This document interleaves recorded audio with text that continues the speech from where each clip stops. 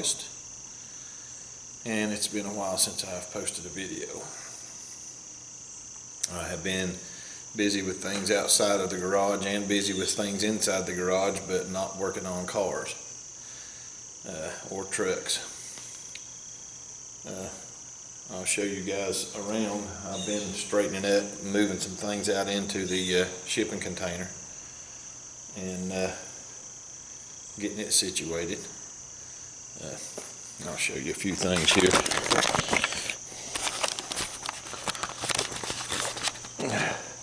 I've got this corner cleaned up and got some of my equipment moved up here. Drill press, my bearing press right here, bandsaw. Got everything kind of situated and moved around so it won't be everything won't be in the way. As you can see, it's freed up a whole lot of room. I've got the bed for the 65 kind of sitting over here out of the way right now. Haven't done anything to it since my last video. Basically what I'm looking for is try to find me an old bed and rob a few parts off of it to try to fix this one. So, but like I said, I haven't wrenched on anything, cut on anything, welded on anything in a couple of months. So I wanted to be sure and kind of post something. I just acquired another 351 Windsor. This engine belonged to my wife's dad. He was basically putting it together just to put into something. He always liked to fool with Fords, and he had a bunch of old Ford trucks and stuff. So old meaning 70s old, nothing as old as mine. But he liked fooling around with them. He basically just took pieces and parts from bunch of other engines and put this thing together, which is the way I guess they done things old school. I've got to run the numbers on it and figure out exactly what year it is and all that. The heads are right there. Intake, and I am not sure what kind of carburetor that is. I think it might be an Ofamoco or something. I'm not sure, but I'll look at it here and try to figure out what it is. But anyway, as some of you know, Deb's, my wife Deb, she's likes old Galaxies, and had one was her first car. This car has got a 289 in it. I think 180 horsepower, 2-barrel 289, which I'm going to save the engine out of it, but we're not going to do a frame off on this one because the car's still pretty solid. But the paint's going to be stripped. The only rust hole in it is in one small spot. It's going to be fixed. And I've got a parts car for it. We're going to completely redo the outside and everything and kind of make a little driver out of it for her. And I'm going to put that Windsor in the back of the truck in it. So basically what I want to do today is get it down, get it unloaded, run some numbers on it and see exactly what we have and maybe tear it down. So stick around. Maybe we'll get into tearing this thing down and see if we can run some numbers on it.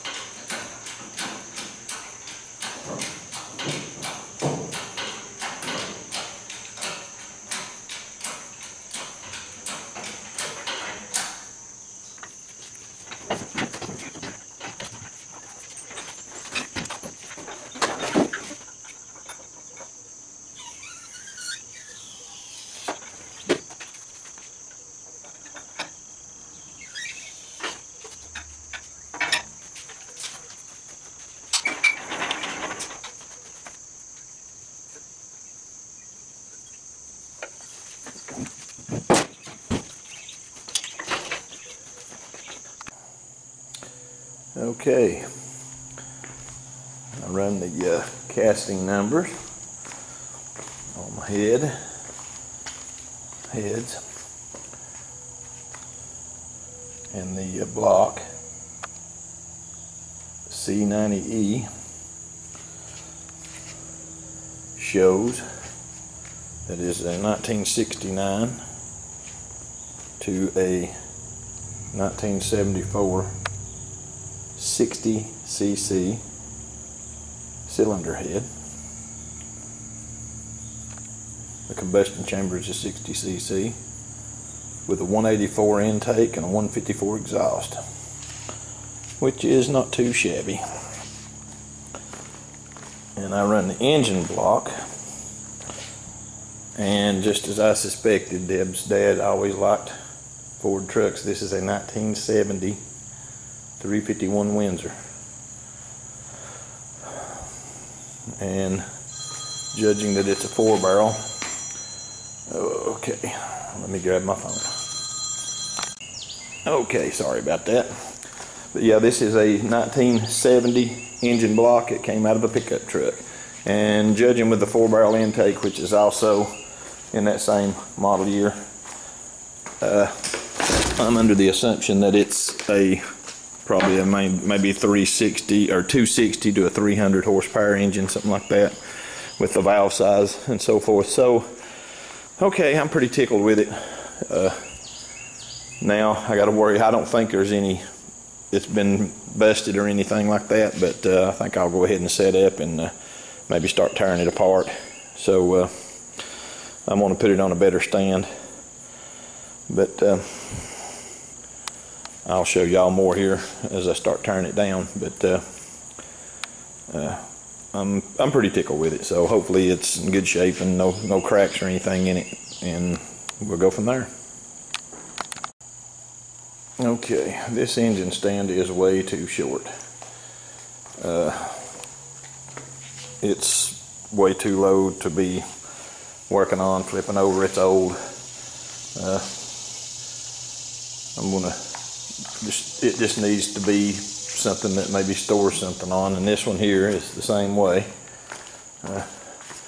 It's not very, it's too short too, but I have one back here with all my engines. Right here, of course, some of you already know there's another 351 Windsor, and there's another 351 Windsor that I have put by. There's a 390, a high performance 400 Pontiac. Now this is a 455 Pontiac block that I have, where I bought an old engine. I'm going to build something out of it one of these days, but this is a lot taller engine stand, so I'm going to swap this out and put it on that little short one, and put that Windsor engine on this, so it'll be easier for me to tear down. So I'm going to go ahead and swap that out, then I'll show you more. Okay, I've got them swapped out. As you can see the difference between the height of those two engine stands. This makes it set up a whole lot higher, so I'll be able to work on it a little bit easier. But I've got that kind of took care of. I think what I'm going to do now is, I think I'm going to go ahead and just strip these heads, and we'll take a look and see what the valves look like, and we'll see if the seats are worn really bad or whatever. I'll go ahead and take the rockers off first and put all them in a little bin, and then go ahead and take the valves out. So let's get started.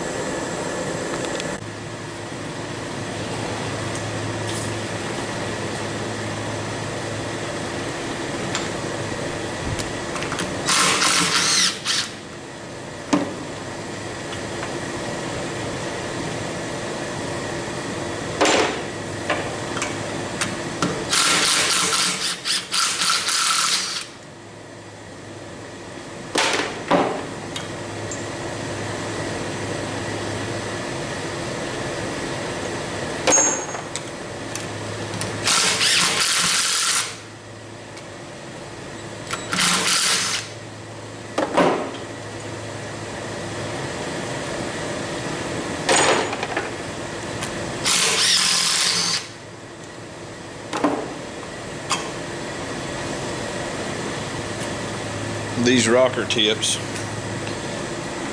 they look like they're worn quite a bit. I don't think I'll reuse those. They're quite a bit worn.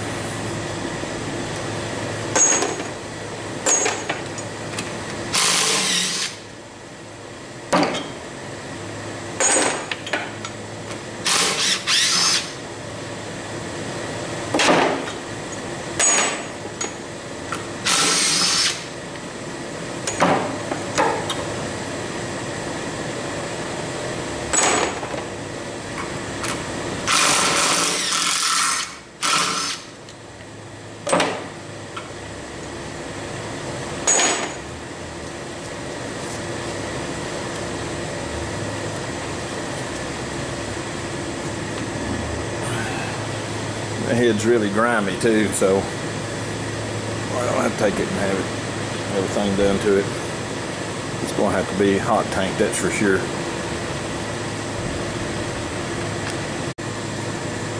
Okay, dropping out one of the valves. It looks pretty good. I need to see the specs on how much wire that the valve guide's supposed to have. But if you can, I don't know if I can get it to focus here or not, but if you can see the valve, around the valve where it seats, it's not tapered or worn very bad either, so I think the heads are in pretty good shape. I'll take them to a machine shop and let them make a better assessment on it, but so far nothing major. Show you more. Okay. I've got this head strip. It looks like this engine has seen a little bit of water at one time or another, so I certainly hope the block's not busted.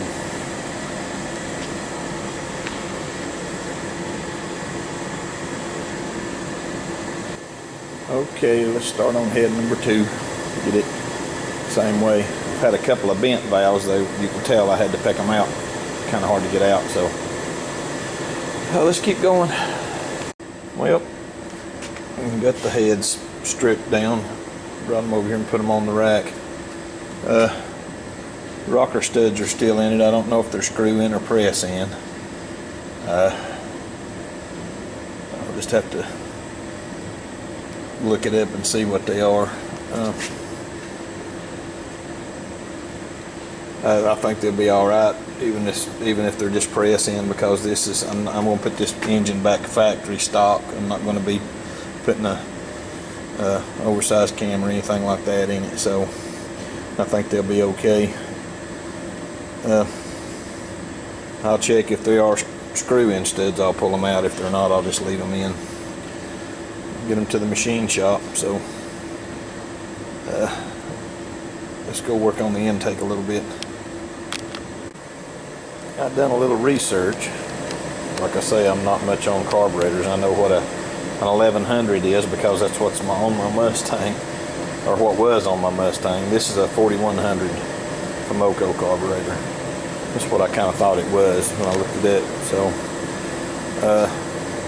the old carburetor is kind of rough, but it's complete. So I think I'll just hang on to it in case anybody comes up needing one.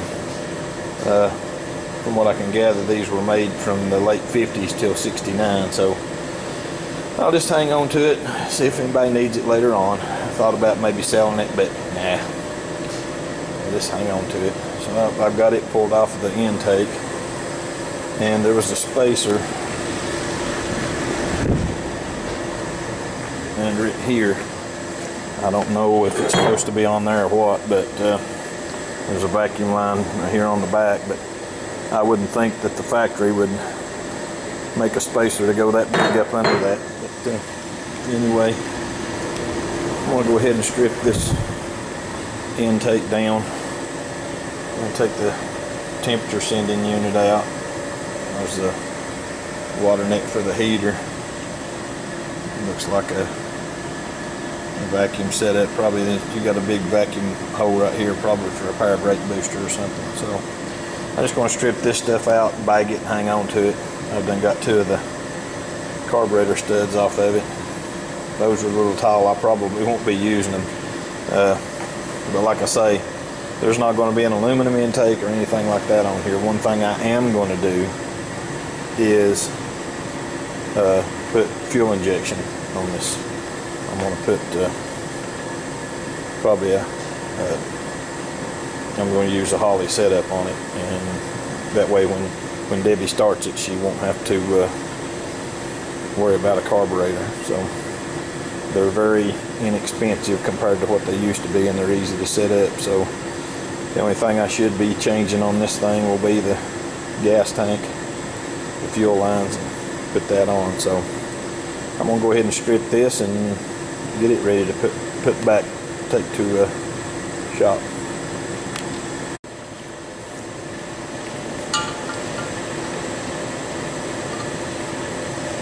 Of course, these temperature sending units, these things, I'll put new ones on. But I do want to strip the intake though. So that one's going to be a pain.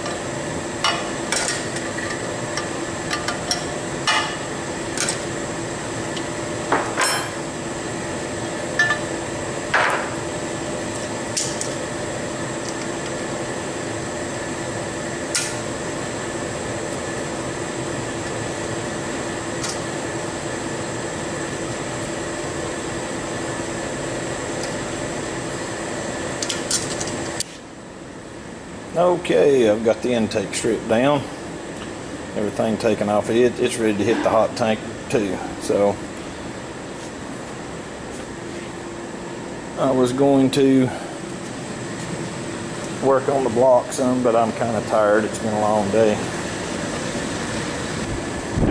Okay, here's where I'm at on the block. I've not touched it, but I'm just going to leave it sitting here. I got everything else done on the top part of the motor. I'll start pulling lifters and stuff out, kind of see what kind of shape the camshaft's in. I'm not going to use it, of course, but I just want to see how much the engine's been wore. I'm kind of curious to see the block and everything's in good shape. I really hope it is. And Debbie's mom gave me the engine, but it'd be a shame if something was wrong with it. I wouldn't lose any money, but I'd lose some time and I'd lose a great engine. So that's pretty much it for now. If you like my channel, please subscribe. If you like what you saw, hit the like button. If you're a new subscriber, welcome aboard. This will be a part 1 of 2 parts. I'll have the next part next week when I'm off from work. Till then, y'all have a good one. See you, bye.